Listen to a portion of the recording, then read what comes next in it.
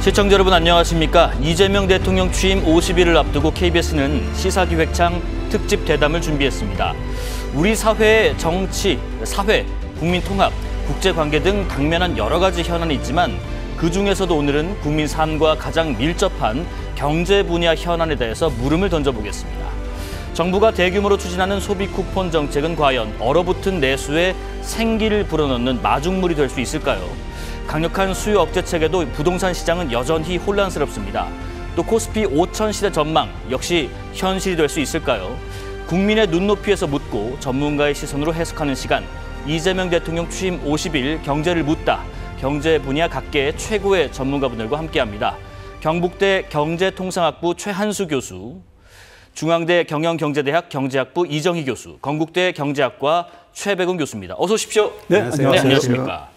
자, 그럼 저희가 키워드별로 나눠봤는데요. 첫 번째 키워드부터 보겠습니다. 바로 소비 쿠폰입니다.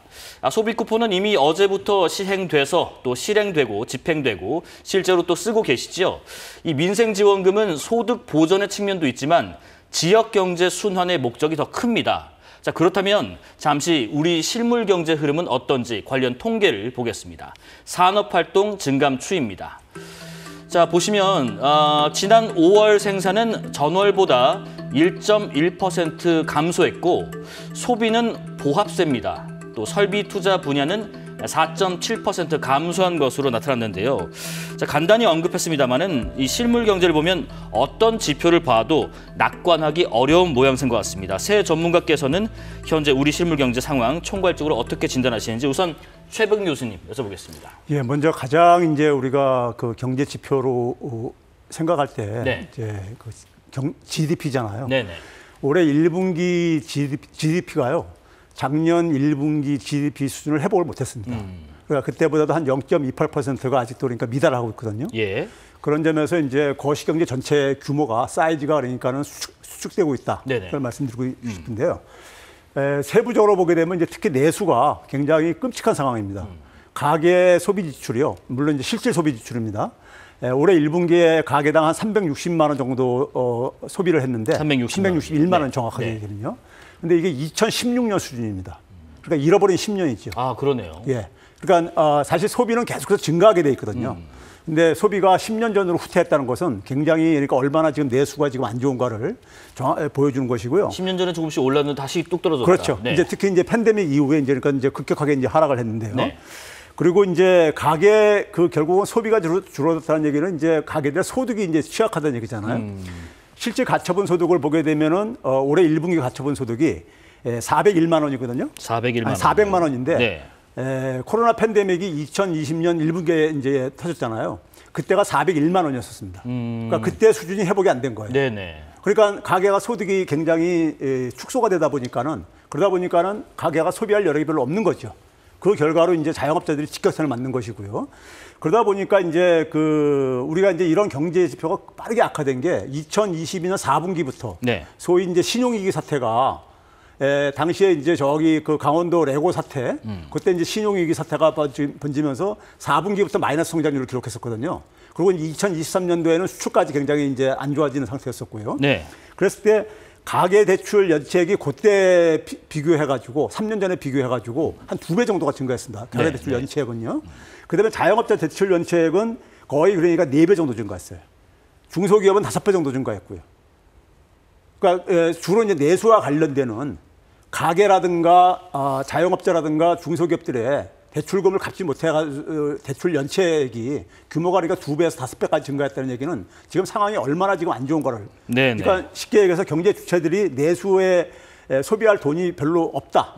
이런 상황 속에서 지금 그러니까는 지금 현재 상황은 굉장히 전례 없는 위기 상황이라고 저는 이렇게 진단하고 싶습니다. 알겠습니다. 이정희 교수님한테도 한번 의견 여쭤볼게요. 지금 내수가 굉장히 끔찍한 수준이다라고 말씀하셨거든요. 네, 맞습니다. 지금 말씀하신 것처럼 우리 경제가 아마 역대급의 어떤 어려움에 처해 있다 이렇게 볼 수가 있고요. 지금 그동안은 그나마 이제 수출이 좀 좋았다. 근데 이제 수출의 온기가 지금 전혀 내수 경기로 옮아가지 않고 있기 때문에 경제 성장률이 계속 이제 둔화하고 있는 상태가 있습니다.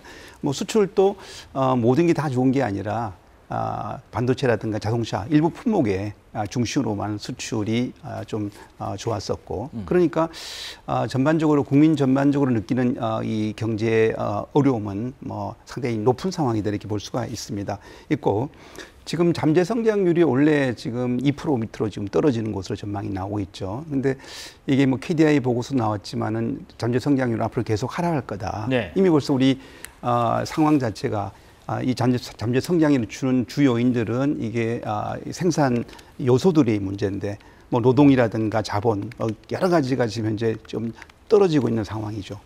이걸 어떻게 되돌릴 것인가 네. 이런 이제 과제를 안고 있어서 아마 새 정부 대통령께서 지금 잠재 성장률 3%를 현재 지금 목표로 내세웠습니다만은 이걸 어떻게 달성할 건가 이런 큰 과제를 안고 있다. 근데 다행인 것은 최근에 지금 소비에 대한 기대 심리가 좀 좋아지고 있어요. 예. 예를 들면 5월달, 6월달 보니까 한 5월에 비해서 6월달에 한 8% 정도가 심리가 좀 올라갔더라고요. 좀 살아날 것이다. 예, 이제 네. 그거는 뭐냐면 아마 새 정부에 대한 기대감이라든가 여러 가지 경제 정책에 대한 어떤 기대감이 있다. 좀 불확실성이 적어들면서요. 네. 네. 왜냐하면 이게 의미가 중요한 것은 소비 심리가 살아나야 투자 심리도 살아나기 때문에 지금 하반기가 상당히 중요한 이유는 뭐냐면은 지금 이게 소비 심리가 계속 살아나야 그래야 투자 심리가 살아나게 되고 그래야 내년도에 투자가 좀 늘어날 수 있을 거다. 이렇게 되면은 내년에 여러 가지 경제 성장률이 좀 높아질 수 있는 기대감은 있다. 네. 근데 이제 하반기가 중요한 상황이다 이렇게 보겠습니다. 네.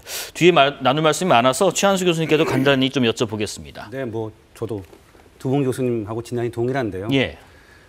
우리가 23년도에 1% 성장을 했습니다. 그리고 이제 올해 다시 1% 성장을 할 것 같고요. 네. 보통 이 정도 성장률이 나오는 거는 우리 역사를 보면은 뭐 IMF 외환위기, 그다음에 뭐 코비드-19 같은 정도의 흔히 말하는 글로벌한 외부 충격에서나 가능한 일인데 이제 그게 발생하는 거죠. 네네. 어떻게 보면 윤석열 정부 3년 동안 이제 우리가 보지 못했던 여러 가지 일들이 발생하는데 그게 정치 영역뿐만 아니라 경제 영역에서도 발생을 한 거고요. 결국은 이제 두 가지 문제인 것 같아요. 하나는 트럼프 관세로 대표되는 대외적 불확실성. 이게 이제 우리의 발목을 하나 잡고 있고, 또 하나가 이제 내란 종식이 어떻게 제대로 정리가 될 것인가에 대해서 상반기까지 역시 불확실성이 많았죠. 예. 이제 정리가 되고 있고, 이제 어떻게 보면 아까 말씀드린 이제 그게 일종의 하나의 희망의 단초가 될 수 있는데 사실 어떻게 갈지는 이제 모르는 거죠. 왜냐하면 벌써 반이나 지났잖아요. 예, 그런 상황입니다. 네. 자, 시간이 부족해서 한 가지 두 분이 좀 혹시 보충해 줄까 해서 제가 빠뜨린 게 있는데 네. 서민들의 경우는 특히 이제 물가 고통이 굉장히 심하잖아요. 근데 우리가 일반적으로 접하는 이제 물가 지표는 통계청의 이제 소비자 물가인데 그건 이제 평균적인 물가입니다. 근데 서민들의 이제 주로 집중적으로 연관되는 물가가 이제 식음료 이런 것들. 그렇죠. 식음료 물가하고 전체 평균 물가하고 보게 되면요. 2020년 대비해가지고 전체 물가는 한 16.3%가 증가했어요. 그런데 식음료 물가는 24.7%나 올랐습니다. 네. 그러니까 서민들이 상대적으로 일자리라든가 소득은 후퇴하고 물가는 더 부담이 크고 증가하다 실질적인 보니까 체감하는 그러니까 소위 말하는 네. 보통 사람들이 굉장히 지금 힘든 거죠. 더 힘든 거죠. 네, 먹고 살기가 더 힘든 수준이다. 자, 정부가 내놓은 민생회복 소비 쿠폰 이야기 잠깐 또 이어가 보겠습니다. 그 목적은 무엇보다 내수와 소비 진작입니다. 이재명 대통령도 오늘 국무회의에서 이를 재차 강조했습니다. 수박 비싸서 못 사 먹었는데 수박 한번 사 먹어야 되겠다. 뭐부터 애들 고기 좀 먹여야 되겠다. 이런 얘기들이 심심치 않게 들리고 보입니다. 뭐 있는 사람들이야 그 이상한 얘기로 들리겠지만 우리 대중들의 우리 국민들의 대체적인 삶이 이렇습니다. 핵심적으로는 소비 지원, 소비 회복이다라는 생각을 가지시고 각 부처 단위로 추가적인 소비 진작 프로그램을 준비해 주시기 바랍니다. 물론 이에 따른 물가 상승 압력이 있을 수 있는데 소비 쿠폰 지급하지 않을 때도 뭐 이런저런 핑계로 물가가 납득할 수 없는 정도로 자꾸 오르던데 물가 관리도 신속하게 또 엄정하게 임해 주시기 바랍니다. 지금 뭐 쭉 모두의 설명을 해주셨습니다마는 2020년 5월 코로나19 당시에 상당히 어려웠을 때 정부가 모두 14조 2천억 원을 들여서 1차 긴급 재난 지원금을 지급을 했습니다. 이후에 카드 매출액이 4조 원이 늘어난 것으로 지금 분석이 됐는데 투입된 재정의 30% 안팎의 이 소비 창출로 이어졌다는 한국개발연구원의 보고서가 있었습니다. 최 교수님, 일단 이번 민생회복 소비 쿠폰의 소비 창출 효과 어느 정도로 좀 기대하고 계세요? 저는 이제 지금 앵커가 소개한 게 예. KDI 그 연구 결과잖아요. 그렇습니다.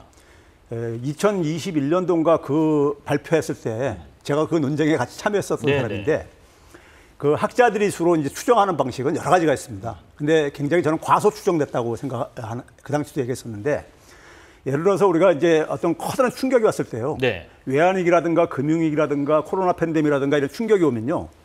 소비라든가 경제활동이 모든 게 다 꺾입니다. 확 꺾이죠. 그렇죠. 추락합니다. 그 추락한 규모가요. 2020년도에 어느 정도 좀 79조였습니다. 79조. 예. 그러니까 KDI에서 한 4조 정도 증가 효과뿐이 없었다고 한 건 어떻게 계산한 거냐면요. 8개 그러니까 주로 신용카드, 제가 기억하기에 신용카드에 이제 그러니까 매출액 가지고 이제 이렇게 비교한 건데 네. 이게 2019년도 거하고 이렇게 비교를 한 거예요.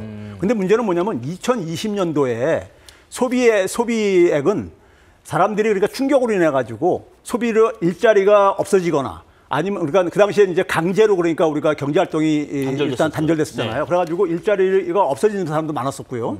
소득이 줄어드는 사람도 많았었고. 그러니까 그런 사람들이 그 소비 쿠폰이 없었으면은 재난지원금이 없었으면은 소비를 못할 그 가정을 해야 되는 거거든요. 그 속에서 추정을 해가지고 그 신용카드가 증가액을 그려야 되는데 2020년도에 그러니까는 실제로 지출액이 2019년도 같은 평상시에 그러니까 이 수준이 계속 이어진다는 걸 전제로 해서 그 계산한 거기 때문에 하다 보니까 그게 굉장히 과소 계산됐다는 것이고 그러니까 실제로 보게 되면 제가 추정해 보면요 2020년도에 그 2019년도 이전의 추세선보다도 거의 한 80조 원 정도가 줄어듭니다. 확 줄어듭니다. 지금은 그게 근데 올해는 어느 정도 줄어들었냐면 145조 6,400원 정도까지 줄어들었습니다. 네. 그러니까 이게 2023년부터 감소폭이 더 커지고 있어요. 이게 GDP의 5.5% 규모입니다. 그래서 지금 대통령께서도 지금 그러니까는 추가적인 소비 진작책이 필요하다는 것이 그렇죠. 저는 정확하게 읽고 있다고 봐요. 그러니까 저는 이제 언발의 5.6이라고 하는데 이번에 그러니까 소위 말해서 12조 1조 원인가 소비 쿠폰 규모가 언발의 5.6이다. 네네. 왜 그러냐면은 지금 현재 그러니까 1분기 기준으로 우리가 지금 소비의 감소폭이 36조 4,100억 원 정도 됩니다. 올해 1분기 기준으로. 예. 그래서 거기 한참 못 미치죠.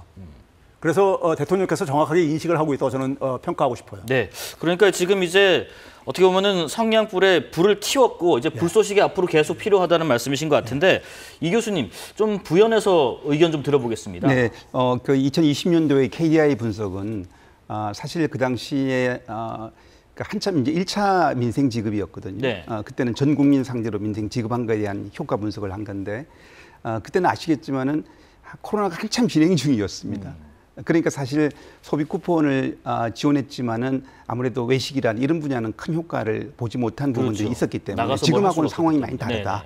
때문에. 다르다고 볼 수가 있어서 그다음에 또 카드 중심의 보통 우리가 어떤 정책이라든가 이런 지원에 대한 효과 분석을 할 때 카드 매출을 주로 이용을 합니다. 왜냐하면 카드사 매출이 이제 이게 구할 수가 있고 하기 때문에. 근데 이제 그러다 보니까 뭐 예를 들어서 카드 사용하지 않는 이런 뭐 이 전통시장 같은 이런 비중이 큰 경우에는 상당히 이제 그거 나타나지 않는 부분도 있고, 일단 그건 좀 제한적이다 이렇게 말씀을 드릴 수가 있고요. 예. 그다음에 이제 뭐 그때 보니까 한 예를 들어서 편의점에 가맹점들을 한번 이렇게 조사한 걸 보니까 그거는 한 5, 6% 정도 전년 동기 대비 이렇게 이제 좀 증가를 한 거로 나타나요. 그렇기 때문에 이번에는 지금 코로나 어떤 그런 감염 상황도 아니고 하기 때문에 소비에 있어서의 어떤 제한은 상당히 좀 없는 상태다. 이렇다 그렇게 본다 그러면은 이번에는 그 소비 효과, 진작 효과가 좀 더 크게 나타날 수 있겠다 이렇게 볼 수 있습니다. 자, 저희가 다룰 주제가 또 여럿입니다. 취임 50일 경제를 묻다 두 번째 키워드로 좀 넘어가 보겠습니다. 두 번째 키워드는요, 코스피 5천 시대입니다. 이재명 대통령은 임기 내 코스피 5천 달성을 공언했었는데요. 최근 발언 역시 들어보겠습니다. 인공지능, 반도체 등 첨단 기술 산업, 에너지 고속도로를 비롯한 재생에너지 관련 산업, 그리고 문화 산업에 이르기까지 미래를 위한 투자를 아끼지 않겠습니다. 기술주도 성장이 강한 탄력을 받을 수 있도록 성장의 핵심 플랫폼인 자본시장 선진화를 통해 코스피 5천 시대를 준비해 가겠습니다. 우리 기업이 세계 시장을 선도하고 우리 국민이 성장하는 기업에 투자할 기회를 보장해서 국부가 늘어날 수 있게 하겠습니다. 오늘 같은 경우는 코스피가 연고점을 경신하고 3,200선 밑으로 마감을 했습니다. 최 교수님, 일단 단도직입적으로요. 코스피 5천 시대 올까요? 온다면 실현 가능성과 그 이유도 잠깐 들어보겠습니다. 그러니까 사실 이제 주가가 예. 상승하는 건 두 가지 요인입니다. 하나는 일단 실적이죠. 그러니까 실적이 안 좋은데 주가가 상승할 수는 없고요. 근데 사실 기업의 실적이 좋아지는 건 네. 사실 정부가 할 수 있는 일은 아닙니다. 그건 정말 기업이 잘 해야 되는 거고요. 그렇죠. 그다음에 사실 또 외부적 그 요인이, 그러니까 기업의 의지와 무관한 외부적 환경이 상당한 영향을 미칩니다. 근데 또 다른 요인이 있어요. 뭐냐면 바로 제도의 영역인데. 제도요. 예. 그러니까 쉽게 말하면 그 우리나라 이제 국장에서는 개미 투자자들이 소외받던 장인데 이제 최근에 이제 좀 신이 났죠. 그러니까 왜 그러냐면 올해 들어서 벌써 30% 정도 올랐거든요. 네. 근데 우리가 이제 이 5천을 가려면 제가 오늘 계산을 해보니까 지금 이제 3,200인데 네네. 매년 10%씩 성장하면 매년 10% 성장. 네. 사실은 이제 그게 임기 말에 딱 5천이 되더라고요. 계산을 해보니까. 네. 그러니까 이게 10% 사실은 이제 그 얘기는 사실은 이제 GDP도 10% 오른다는 얘기인데. 그렇죠. 그러니까 사실 아까 말씀드린 이제 기업의 업적 혹은 뭐 성과 이것도 있지만 또 하나가 이제 제도인데, 왜냐하면 올해부터, 그러니까 올 초부터 지금까지 사실 바뀐 게 별로 없는데, 그러니까 이제 뭐 상법을 개정한다. 예. 그다음에 뭐 어떻게 보면 지배주주의 전횡으로부터 소수주주의 권리를 지킬 수 있는 제도 개혁을 한다. 이 기대감으로 한 30% 올랐거든요. 근데 이제 제도 개혁 과제들이 많이 남아 있어요. 뭐 지금 이제 더 센 상법을 만들겠다고 이제 민주당에서 얘기를 했고, 굉장히 빠르게 진두지휘를 하겠다고 했고, 또 제도가 만들어지고 또 이제 법을 집행하는 과정에서 뭐 감독기구나 혹은 법원이 그 취지에 맞게 법을 집행하고 판결을 하면 이른바 이제 코리아 디스카운트가 사라지는 그렇죠. 것이고요. 네. 이제 그렇게 되면 한 절반은 달성할 수 있는 거죠. 하지만 나머지 부분은 기업의 성과가 영향을 미치기 때문에, 그래서 저는 반반이라고 봅니다. 근데 예. 다만 그 어느 정부보다도 제도 개혁의 의지, 그리고 그거를 굉장히 집권 초에 빨리 하겠다, 그리고 그거를 실제로 법률로 만들 수 있는 입법 환경이 집권당한테 유리하게 있기 때문에 지금 이재명 정부한테, 그런 면에서 이제 기대가 높다고 할 수 있겠습니다. 예. 지금 최근에 한 여론조사를 보면요. 우리나라 국민 3명 중 1명이 주식 투자를 가장 유리한 재테크 방법으로 선택했다. 이런 결과도 지금 나오는데, 주식 투자가 부동산 투자를 좀 제치고 1위에 오른 거는 이 관련 조사가 시작된 2000년 이후 처음이라고 하더라고요. 그런데 이재명 정부의 경제정책 중 큰 흐름 중 하나도 이 부동산 시장에서 주식 시장으로 자산을 이동시키겠다는 거 아닌가 싶은데, 이 교수님께 여쭤볼게요. 그럼 지금 정책 방향이 제대로 가고 있다라고 볼 수가 있을까요? 네, 뭐 예를 들어서 우리가 2000년도에 이재명 문재인 정부 때를 한번 예를 들어볼게요. 그때 2000년도 중반부터 주가가 이제 올라가기 시작을 했거든요. 그렇게 해서 이제 2001년도에는 3,300을 돌파를 하기도 했었습니다. 네. 근데 그때는 뭐 여러 가지 이유가 있지만은 특히 그러면 뭐 어떤 원인이 주원인이냐, 여러 가지 원인 중에 하나가 바로 부동산 규제도 같이 또 포함이 되어 있습니다.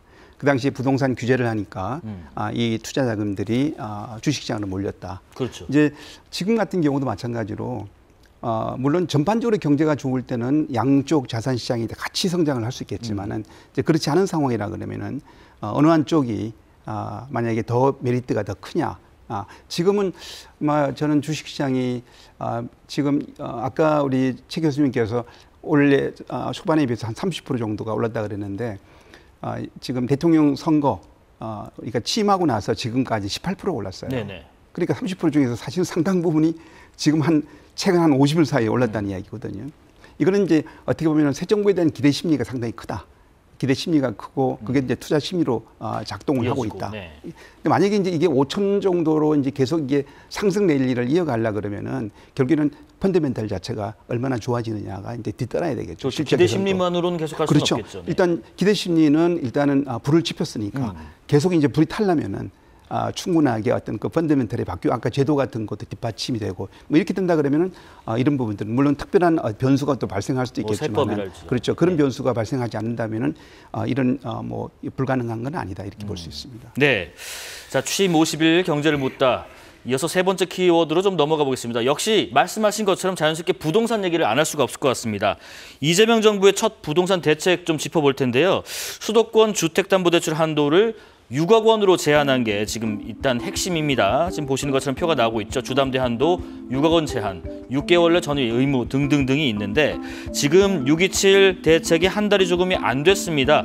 여러분들은 평가를 어떻게 하고 계신지 궁금하고요. 최 교수님, 이 말씀하신 것처럼 서울 아파트 중위 가격이 좀 하락하고 거래량도 좀 크게 줄었다고 하더라고요. 그렇다면 이 대책 효과가 즉각 반영이 되고 있다라고 보면 될까요? 저는 그렇게 생각합니다. 예. 그리고 필요한 조치를 했다고 저는 생각하는데요. 먼저 이제 우리가 지금 건설 경기가 굉장히 안 좋잖아요. 안 좋은데 사실은 어떻게 보게 되면 지난 수십 년간의 누적된 결과이기도 한데요. 우리가 사실 90대 초에 세계화 열풍이 불 때 네. 저희 개방을 하면서 주로 이제 수출에 이제 그러니까 더 이제 주력을 했잖아요. 근데 그 당시에 가계를 많이 희생시키면서 했어요.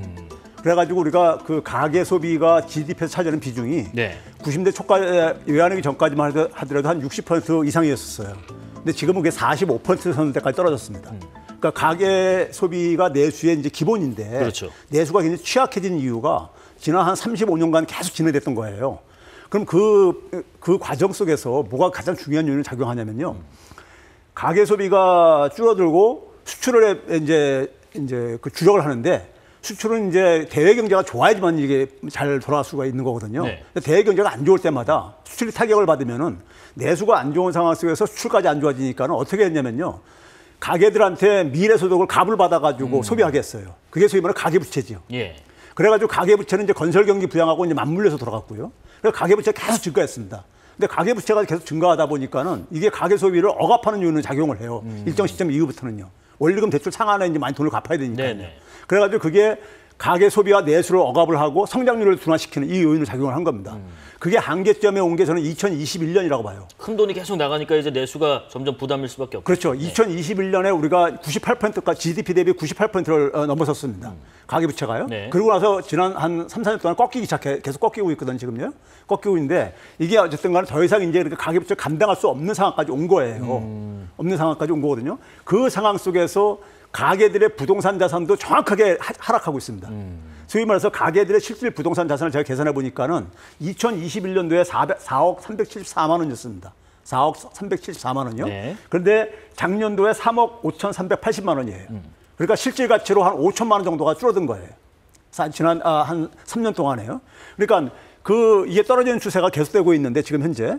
그러니까 단지 이제 시장에서는 주식시장이 좀 정상화되고 있듯이 자산시장은 가장 빠르게 움직이거든요. 그러니까 주식시장과 부동산 시장이 좀 정상화 궤도로 이제 진입할 거다 해가지고 먼저 이제 그러니까 소위 말해서 움직인 거죠. 시장의 플레이어들이요. 그래서 예. 이제 과열이 좀 조짐이 보이니까는 근데 이 과열 조짐을 방치하게 되면은 결국은 가계부채가 또 폭발할 수밖에 없다고요. 그렇죠. 그래서 이거를 그러니까 방치했다가는 경제 성장을 그러니까는 이 경제 성장의 잠재 성장률을 개선한다는 것의 목표가 이게 도전받을 수밖에 없거든요. 그러다 보니까 정부가 그러한 조치를 과감한 조치를 취할 수밖에 없었다고 생각이 들고요. 그래가지고 그런 과열 조짐만 만약에 막는다면은 부동산은 저는 자연스럽게 구조조정 단계로 진입할 수밖에 없다. 네. 그래서 사람들도 그거를 깨닫고 지금 주식시장으로 지금 그러니까 발을 돌리는 것도 바로 그러한 배경이 저는 깔려 있다고 보고 있는 겁니다. 알겠습니다. 최 교수님, 지금 우려했던 어떤 풍선 효과랄까요? 서울 노도강과 금관구 쪽에 거래와 가격이 폭등할 것이라는 우려가 컸지만은 실상은 그렇지 않다는 얘기가 있고요. 예전에는 부동산이 한쪽을 조이면 항상 한쪽이 풍선 효과가 있는 문제가 있었던 것 같은데 이번에는 결과가 사뭇 다르다면 왜 그런 건지도 궁금해요. 일단 이제 두 가지 이유가 있는 것 같아요. 예. 첫 번째는 주로 이제 우리가 과거의 규제는 이제 흔히 말하는 문재인 정부 때 했던 이른바 핀셋 규제인데요. 이제 그 핵심이 뭐냐면은 뭐 아파트의 가격에 따라서 얼마 이상 아파트는 대출이 안 나온다. 그렇습니다. 그다음에 어떤 특정 지역을 찍어서 여기는 뭐 토지거래 허가자를 하든 묶는 아니면 대출을 묶는다. 그러니까 말 그대로 이제 흔히 말하는 어떻게 보면 집중된 규제를 했어요. 이제 그러다 보면 항상 그 외곽 지역에 이제 풍선 효과가 오르죠. 그 가장 큰 이유는 집값이 오를 것 같은데 여기는 못 사고 그럼 나는 여기라도 사자라는 게 있었죠. 근데 이제 이번 규제는 사실은 그 규제의 강도가 보다 강하기도 하지만 광범위합니다. 그러니까 쉽게 말하면 주담대 6억 이상 제로. 일률적으로. 네. 네.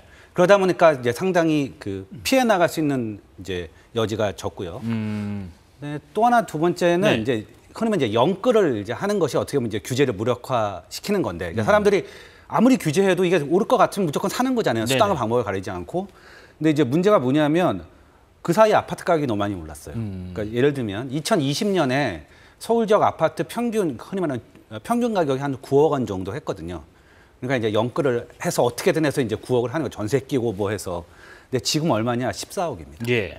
그러니까 이제 영끌을 해서 14억 정도를 이제 되는 아파트를 산다는 건 어떤 확신이 있어야 되냐면 가격이 진짜 굉장히 빠르게 오를 거다. 그러니까 오늘이 제일 싸다. 이런 확신이 있어야 되는 건데 지금은 그 정도 단계는 아닌 것 같아요. 근데 다만 규제라는 것은 지금 이제 한 6개월 정도가 지나야 그 규제의 효과를 판단할 수 있습니다. 그렇죠. 네, 그러니까 지금은 일단 급한 불은 껐는데 정말 이 규제가 제대로 작동할지 여부 이거를 지금 판단하기는 좀 시기상조인 것 같습니다. 네. 그러니까 긴장을 놓치면 안 되는 거죠. 6개월 정도 말씀하셨는데 이 교수님, 그 이재명 대통령이 그런 얘기도 했습니다.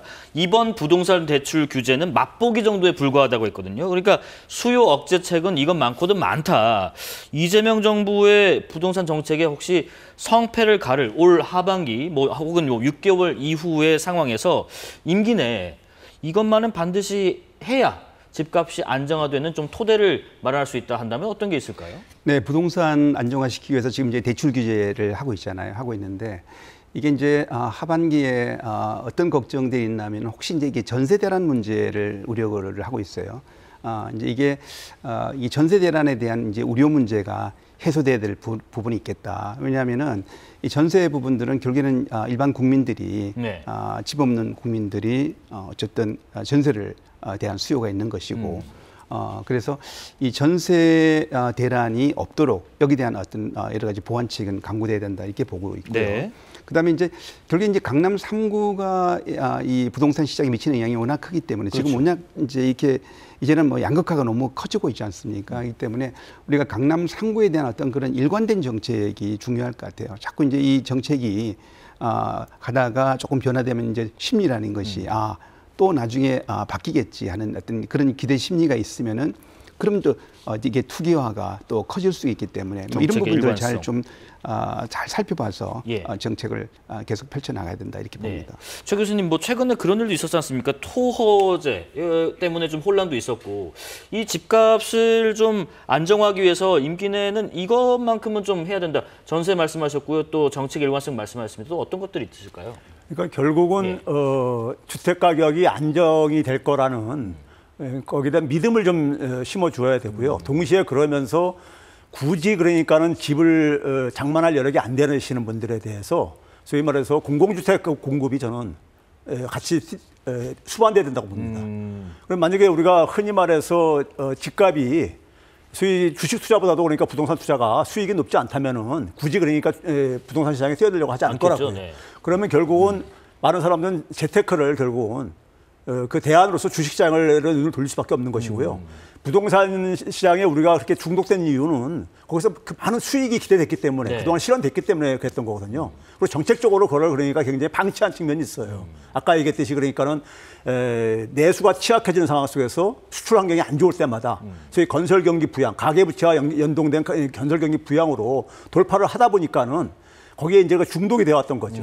근데 이제 이런 부분들이 이제 저는 지속할 수 없는 상태에 왔다고 보고요. 네. 그런 상황 속에서 결국은 돈들이 그러니까는 부동산 시장에서 소위 말해서 주식 시장이라든가 아니면 생산 시장으로 이게 돌아갈 수 있도록 하려면은 부동산 시장에서 그러니까 높은 수익을 그러니까는 기대하기 어렵다는 것에 대한 확신을 줘야 됩니다. 더 믿음을 줘야 이상은 되는 부동산 거예요. 사서 앉아서 돈이 오른다 그렇죠. 이런 심리를 좀. 예, 그렇죠. 네. 만약에 그런 심리만 정착시킨다면은 사람들이 굳이 그러니까는 무리해서 집을 그러니까는 구입하려고 하지 않을 것이고요. 그러면은 저는 그렇게 하기 위해서 특히 공공주택의 공급이 집 없는 사람들을 위해서 공공주택의 공급이 굉장히 저는 필요한 거라고 생각이 듭니다. 네. 근데 최 교수님 일각에서는 이런 의견도 있습니다. 이게 주거 사다리를 좀 끊는 조치 아니냐는 불만도 있는데 어떻게 평가하시는지 궁금하고요. 또 정부가 보완해야 할 점이 있다면 또 제언도 같이 부탁드리겠습니다. 그러니까 그런 측면이 있죠. 그러니까 사실은 정책이라는 것은 저희 이제 영자들도 마찬가지지만 현실에서는 항상 그 정책의 수혜자가 있고 이제 어떻게 보면 피해자가 있습니다. 그러니까 뭐 예를 들면 지금 제가 보기에 이제 해야 되는 게 몇 가지가 있는데 네. 하나가 보유세를 정상화해야 됩니다. 그러니까 높이자는 얘기가 아니고요.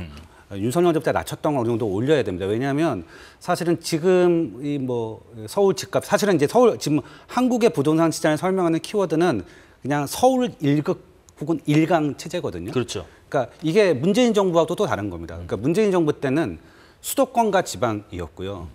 수도권들은 비슷하게 움직였어요. 근데 이 정부, 그러니까 이제 윤석열 정부 들어오고 지금 이재명 정부 들어와서 관측되는 현상은 그러니까 서울이 이제 완전 불장이 돼버린 거죠. 예. 이제 제가 보기에 그것 중에 하나가 뭐냐면 결국은 똘똘한 할채로의 관심이 결국 계속 오를 데가 어디냐? 그 서울이다라는 네. 것이고요. 그러니까 보유세는 그것을 사실 완화시키는 데 도움은 안 됩니다. 하지만 보유세를 너무 낮췄고요. 그래서 어느 정도 억제할 필요가 있다고 현실화를 봅니다. 하자. 높이자는 게 아니라. 뭐 높이자는 건 네. 아니고요. 네, 네. 좀 조정을 할 필요가 있다. 그러니까 네. 똘똘한 한 채로의 쏠림 형사를 어느 정도 막기 위해서는 보유세 정상화가 필요하다라는 게 하나가 있고요. 예.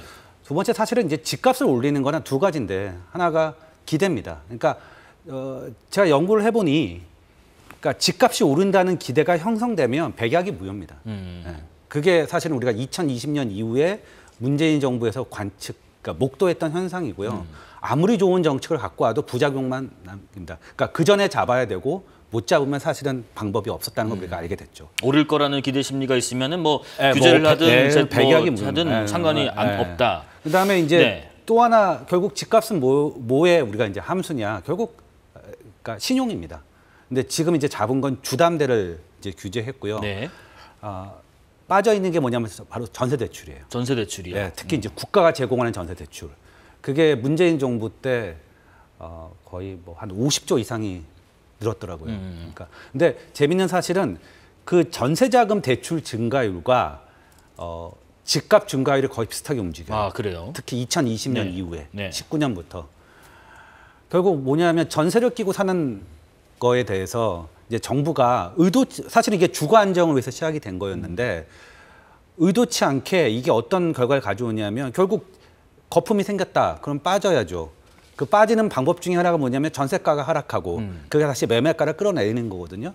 근데 정부가 시장 논리가 아닌 어떤 정책적 판단에서 전세자금 대출을 열어주면 그 통로 자체가 막히는 거예요. 네네. 그러다 보니 거품이 안 빠지고 제가 보기엔 윤석열 정부 때 집값 조정이 있었어야 되는데 그게 충분히 이루어지지 않은 상황에서 금리가 하락하고 그게 지금의 불장의 하나의 이제 어떻게 보면 뭐 불씨가 됐다고 할까요? 그러니까 사실은 되게 위험한 거죠. 네. 그러니까 이 부분에 대해서 제가 보기엔 이재명 정부가 인식을 하고 있는데 이 부분은 사실 인기가 없어요. 아까 말했던 사실 주거 사다리는 막는 거거든요.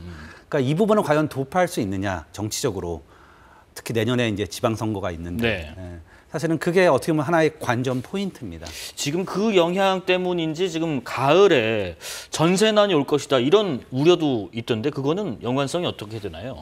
그러니까 이제 뭐 그런 얘기를 하는 이유 중에 하나는 지금 이제 이번에 했던 대책 자체가 그러니까 사실은 실거주를 전제로 주담대를 해주는 거잖아요. 네. 그러니까 그게 사실은 토지거래 허가제랑 사실 본질로 같아요. 그러니까 우리가 전세를 통해서 그러니까 내가 거주하지 않고 남의 부채를 이용해서 집을 매수하는 이게 사실은 집값을 올린 거였는데 예. 이제 그걸 막으면 한편으로는 어떻게 보면 레버리지는 줄지만 전세 매물이 줄고 그게 자연스럽게 전세 가격의 상승을 부르고 네. 그게 다시 집값 상승을 가져온다는 그런 사람들이 생각을 하고 있는 거죠. 그러니까 사실 이 문제를 어떻게 돌파하는가가 굉장히 중요합니다. 네네. 예. 최 교수님, 그 여기에요. 지금 수요 억제 정책만으로 집값을 잡기에는 한계가 또 있다. 근본적인 공급 확대 방안이 좀 뒷받침돼야 되지 않겠느냐라는 의견이 있는데 지금 이재명 대통령이 밝힌 방향은 신도시를 추가로 만들기보다는 기존 택지를 재활용하는 방안인데 이 필요한 만큼 공급이 가능한가요? 그러니까 우리가 공급이라는 것이 있잖아요. 경제 원론적인 얘기로 한다면 공급이 늘면은 가격이 그러니까 안정되지 않겠냐 이런 그렇죠. 식의 이제 사고인데, 근데 우리가 수십 년 동안 보게 되면요, 공급을 증가시켰다고 해가지고 이 부동산 가격을 잡지 못했었거든요.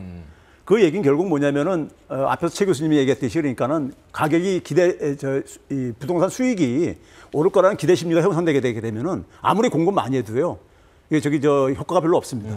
그 얘기고요. 결국 그렇다는 얘기는 공급뿐만 아니라 수요 쪽에 대해서도 이게 병행적으로, 그러니까 한편에서는 그러니까는 기대 수익을 높이지 말아야 되는 것이고요. 그런 점에서 아까 보유세 정상화도 이제 그런 차원의 얘기고요.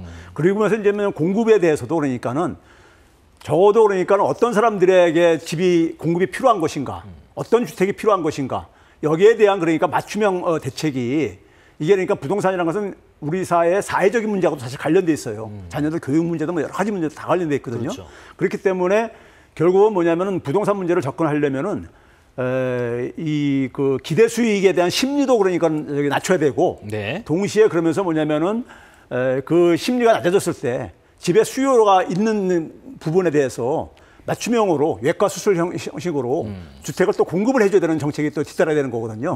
그런 점에서 제가 앞에서 얘기했던 것이 바로 이제 그러니까는 굳이 그러니까는 주택을 그러니까는 이 소유할 여력이 안 되시는 분들이, 그러면서 뭐냐면은 자기가 벼락거지가 되고 싶지 않은 이런 공포를, 그러니까 불안감을 없애주기 위해서 이것이 그러니까 그것이 전제로 해가지고 공고주택 공급이, 그러니까는 저는 이게 그러니까 정부가 대책을 마련해가지고 청사진을 저는 발표해야 된다고 생각이 들어요.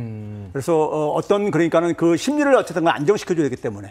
그래서 집이 없는 사람들이 내가 집을 그러니까 무리하게 장만을 하지 않더라도 내가 손해보지 않는다는 거. 둘째는 뭐냐면 내가 필요한 집을 그러니까 장기적으로 안정적으로 내가 거주할 수 있다는 이러한 것을, 그러니까 청사진을 저는 이 새 정부가 마련해 줘야 된다고 생각합니다. 집을 마련하지 않아도 손해보지 않는다는 마음을 갖는 게 이 교수님이 참 힘든 일인데, 이 기존 택지를 재활용하는 방안 혹은 뭐 공급을 늘리는 방안, 또 이제 말씀하신 것처럼 수요에 맞춤식으로 주는 방안, 이런 것들로 충분히 가능할까 싶기도 해요. 네, 사실 이제 수요 공급으로 온다 그러면은 공급을 늘리면은 가격이 좀 안정되지 않을까 하는 부분들인데, 이 또 주택이라는 특성상 이런다면은 공급을 늘렸는데 그 공급이 대부분이 이제 그 아파트가 새 아파트잖아요. 그럼 새 아파트로, 예를 들면 강남 같은 경우에 보면은 분명히 공급이 늘었어요. 새 아파트가 지면은 용적률을 뭐 이렇게 해가지고 아파트 이 가구 수가 늘잖아요.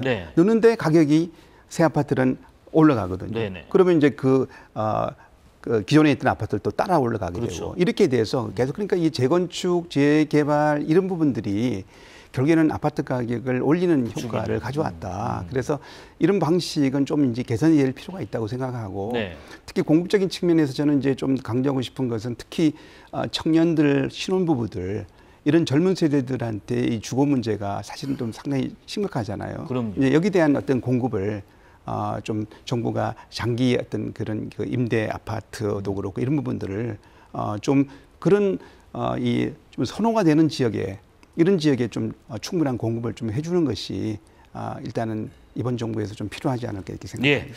또 마지막 키워드 얘기해봐야 될 것 같습니다. 마지막 키워드는 관세인데요. 미국은 이미 다음 달부터 우리 수출품에 대해서 최고 25%의 관세를 부과하겠다고 밝힌 상황입니다.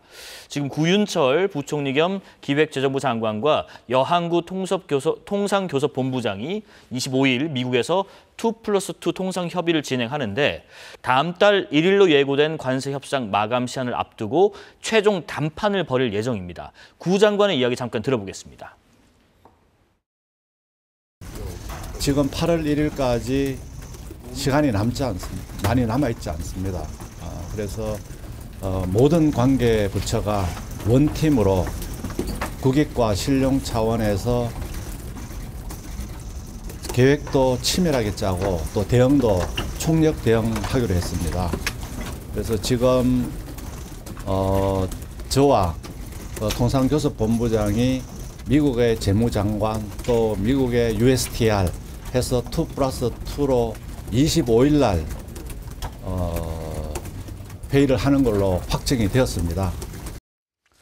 이번에 이 교수님께 먼저 좀 여쭤볼게요. 지금 협상 상대인 미국에서는 이런 얘기를 합니다. 시점보다 무역 합의의 질이 우선이다 강조했다. 그러니까 다른 나라들의 사례를 미국이 접해 보니까 조금 더 갖고 오라고 하니까 좀 더 나아지더라. 그건 미국 측의 입장일 텐데 이게 어떤 메시지를 우리에게 주는 걸까요? 네, 일단 상당히 전략적인 메시지라고 보는데요. 네. 지금 이제 관세 인상의 유예를 지금 일주일 정도 지금 밖에 안 남았잖아요. 네네. 안 남았는데 아직까지 이렇다 할 큰 성과가 미국 쪽에서 볼 때는 별로 나타나지가 않고 있다. 그러니까 이거를 시한을 가지고 계속 압박을 하면서 지금 현재 이게 질이 우선이라는 이야기를 지금 메시지를 꺼낸 것 같습니다. 네. 그래서 아마 이거는 미국 자체적으로도 상당히 이제 이게 어떤 성과에 대한 어떤 그런 좀 조바심이 사실은 있는 것 같다 보이고요. 그래서 관세 협상에 아까 장관님께서 말씀하셨지만은 적극적으로 총력 대응을 해야 되겠죠. 해야 되는데 이게 이제 시한이 있다 보니까 혹시나 이게 선물 보따리에 이 시한 때문에 미국 입장에서는 그 선물 보따리에 더 많은 선물 보따리를 담아와서 풀어주기를 이제 바라는 거죠. 네. 그렇기 때문에 이거는 상당히 이제 우리가 끌려가는 모습이 되어서는 안 될 그렇죠. 거고.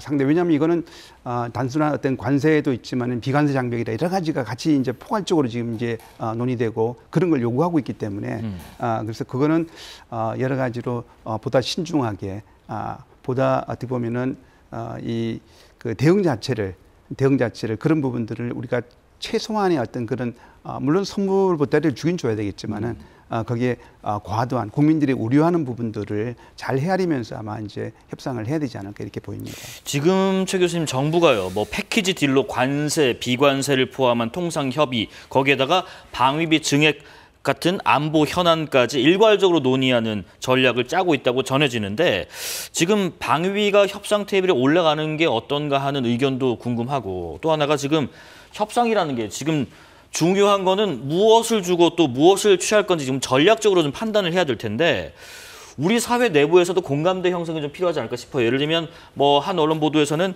이번 협상 테이블에 쌀과 소고기 여기에 대해서는 언급하지 않는 것으로 대신에 뭐 구매나 뭐 투자 패키지 같은 것을 언급할 수는 있다는 가능성도 나오는데 어떻게 생각하시는지요? 그러니까 사실 이게 예. 참 외부인이 얘기하기 어려운 사안입니다. 그러니까 네네. 이게 협상이라는 게 기본적으로 밀행적인데다가 이 외교와 통상처럼 고도의 정치적 전략적 판단이 필요한 영역에서 그렇죠. 이제 제3자가 왈가왈가하는 게 참 힘든 일인데요. 거기다 미국에서 이렇게 메시지를 예. 계속 주고 있고요. 질이 중요하다. 그러니까 사실 패키지 딜이라는 게 결국 보면 우리 입장에서 보면 좀 관세를 우리한테 좀 유리하게 끌어내기 위해서 우리가 카드가 필요한데 그중 하나가 이제 우리가 어떻게 보면 이제 미국이 필요로 하는 뭐 예를 들면 반도체도 만들어주고 뭐 조선도 열어주고 이런 게 하나 있고 또 하나가 이제 결국은 안보 관련해서 우리가 미국 무기도 더 사주고 그러면서 국방비도 늘려주는 이게 뭐 우리 입장에서는 사실은 카드가 하나 더 생기는 것이 결코 나쁜 일은 아니죠. 근데 동시에 말씀하신 대로 이 안보 이슈나 뭐 주한미군의 뭐 재배치 뭐 이런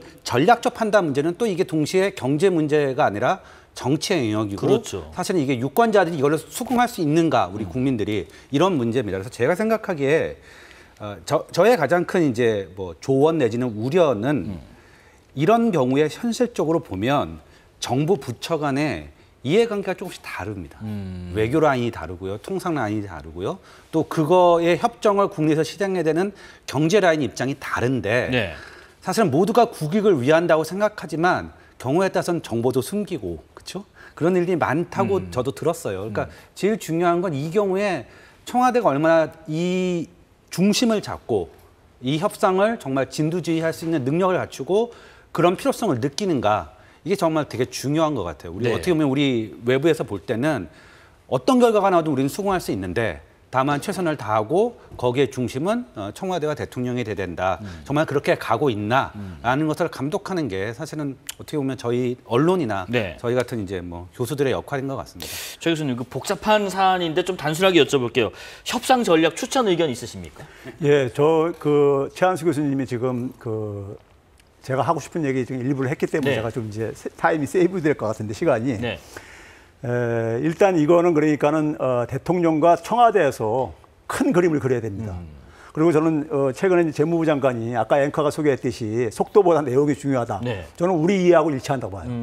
이거 그러니까 우리 국민들은 지금 뭐 철강이니 알루미늄이니 쌀 시장이니 뭐 이렇게 개별적으로 이렇게 주워들고 있는데 네. 지금 미국의 입장, 트럼프의 입장에서 거꾸로 한번 생각을 먼저 해볼 필요가 있어요. 역지사지. 미국의 가장 커다란 문제는 지금 뭐냐면 국내적으로는 재정 적자 문제입니다. 네네. 이게 통제가 안 될 정도로 지금 그러니까 급증하고 있잖아요. 그러니까 소위 말해서 관세는 어쨌든 간에 어떤 합의가 되더라도 관세 10%는 부과하겠다는 거 아닙니까? 그러니까 이제 그걸 재정 수입으로 확보를 해가지고 디폴트 값이고. 예. 내가 그러니까 기본적으로 이만큼 재정 수입을 좀 확보했다는 걸 자랑을 하고 싶은 것이고요. 그걸 통해서요. 두 번째는 뭐냐면은 제조업이 굉장히 미국이 취약해졌잖아요. 트럼프 집권 이후에도 트럼프 집권 이전까지 굉장히 노력을 해가지고 제조 고용 비중이 미국이 한 8%대를 유지했었어요. 네. 지난 10년 넘게. 근데 8%가 무너졌습니다. 트럼프 집권하고 이후에. 그러니까 트럼프가 사실은 이제 그러니까는 지금 원하는 건 뭐냐면은 관세를 부과했을 때, 관세로 협박을 했을 때 이게 국내적인 문제도 있습니다.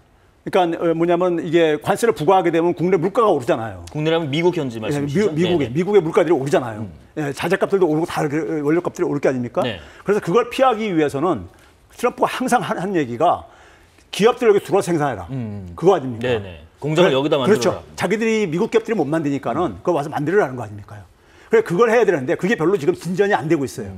이러면 유럽이라든가 캐나다라든가 일본은 그걸 정확하게 읽고 안 들어가고 있는 거예요. 끌려가지 않고 있는 거예요. 그러니까 굉장히 초조하죠. 그래서 이제 제조업에 있어서 그러니까는 이 생산 유치를 하는 이런 문제가 있고요. 또 하나는 뭐냐면은 가장 커다란 미국의 엘리트들의 가장 커다란 사안은 경제 미래, 미국의 경제 미래하고 국가 안보 미래와 관련해서 중국의 위협입니다.